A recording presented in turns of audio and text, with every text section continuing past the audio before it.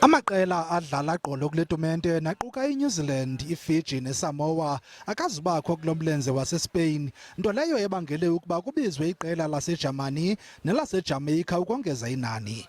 Kodwa nangona kunjalo, iiBlitzboks zizimisele ukugqugqisa kuPool A nalapho ziza kuqubisana neNgilane kwakunye neSkotlane. Indeke ngalamakhwenkwe asekhaya nanjengoko egqaleshe ukuphumelela indebe yehlabathi ngoSeptemba. It's a new stop, it is a new venue, and we're just going to treat it like each and every tournament like we always do. So we're going to start back from zero, but definitely using the confidence and the momentum that we have gained in Dubai to carry it here. uSoyizwaphi uza kube edlala umdlalo wakhe wama-35 nekuliwonga elikhulu kuye njengokapteni weli qela. It's a massive honor. Looking back and thinking about it, it's just looking at the 35 club.